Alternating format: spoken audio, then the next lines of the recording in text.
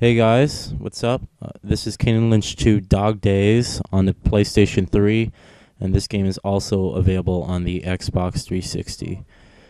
So Kane Lynch 2 is basically the sequel to, I'd say, what many people said is one of the worst games ever made, Kane Lynch Dead Men. Um, this is basically Square Enix saying, let's create the series that it was really supposed to be created for. You know, like a co-op adventure series that's gonna be fun and interactive, and it's gonna make the player want to play it again. Um, I have not personally. I have not played the first Kane Lynch, so I didn't really know how this game would work out. All I knew is that basically Kane Lynch are buddies, and they handle sort of deals together, and I guess that's the focus of the story of this game as well. So yeah, what's really going on is Lynch invites his BFF Kane over for basically closing an arms deal that he needs help with, and there's a lot of pay in it. It's going to be basically the last job, and they expect everything to go completely fine, and just everything is going to go swell.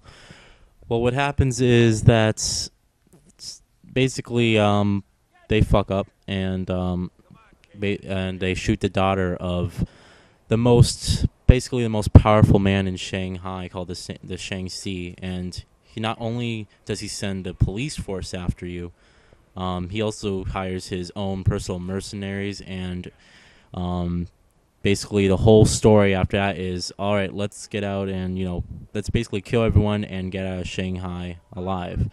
And you know what? The story for what it is alright. It isn't anything spectacular. Um, it's not gonna, make you want to, you know, play the game over and over again. I mean, the story is not really that original, and you're gonna find that it's fun at some parts. You're like, oh yeah, that's cool, whatever. But for the most part, we've all seen this sort of story unfold before, so it's not really anything, special in particular.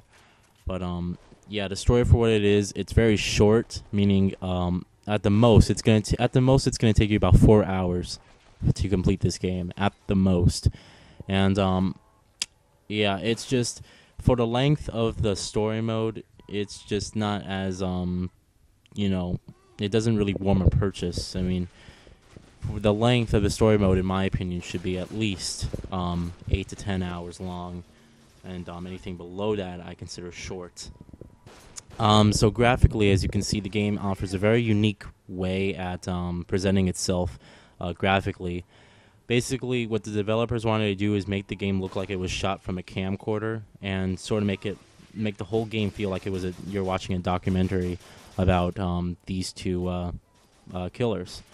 That is, it's a very interesting way at doing the graphics, because as you can see, I mean, it sort of has that sort of glary, sort of motion blur kind of look, and it's not really anything you'll see in any other video game.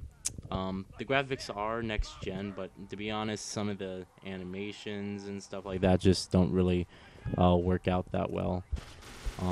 But for the most part, it's the graphics are pretty solid, I have to say. And yeah, it's basically developers wanted you to believe that there's a camera crew, behind Lynch the whole time, covering and ducking as bullets were basically flying by him. And yeah, the whole graphic sort of feel is pretty interesting, and I think it adds to the sort of gameplay and experience that you're probably gonna have with this game. I turned it off, but there is a shaky cam when you're running and sprinting like this. The camera will literally move like side to side, like so, to the point where it's just like, it sucks, and you can't really see anything. So luckily they gave you the option to turn that off. But yeah, gameplay wise, the game is pretty smooth, I have to say. One thing I want to point out is that this game runs in 60 frames per second just about all the time. I mean, there's like one or two parts in the game where you'll explode like a whole building, and the frame rate will just drop completely.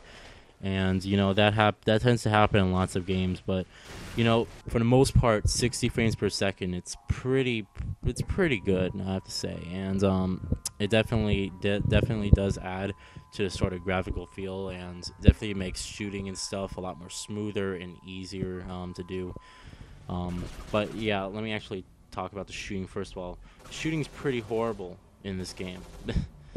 um, I'm talking about, like, you'll like aim and point your gun at an enemy's head, and you'll shoot him in the head. He'll go down, but he won't die.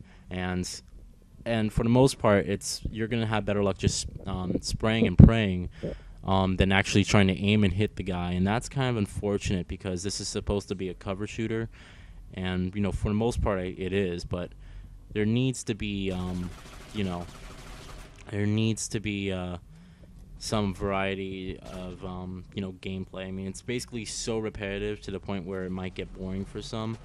Um, for the length of it, it's not gonna. For the length of the story mode, it's not gonna bother you as much. But yeah, just keep in mind that this is a cover shooter, and you're gonna be popping, and you're gonna be like basically killing 15 to 20 enemies in a room. Then you're gonna move on to the next room, and there's another 15 or 20 waiting for you, and etc. etc. It just feels like this game could have had a lot more variety, because the way they hyped this game was so great to the point where it actually would make you want to purchase the game. And unfortunately, that's not the deal here. I did not record any multiplayer, by the way. This is just a single-player campaign.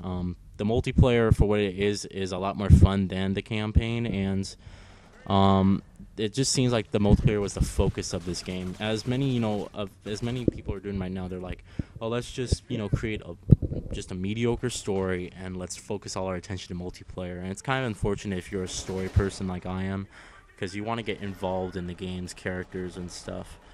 But for the most part, the game it's fun at some parts, but it could have been done a lot better, and definitely the way it was hyped just doesn't really fit into place. But for the time I spent in Kane Lynch, I thought it was okay. I didn't think it was, a great adventure or anything like that. I just beat it. I was like, oh yeah, okay, I beat it again. That's, no big problem. But yeah, so Kane Lynch2, should you purchase it? Well, that's going to be up to you. My final rating is going to be a 7 out of 10, and yeah, they had something going, but it just didn't really work out as well as I planned or I thought it would be. So, yeah, 7 out of 10.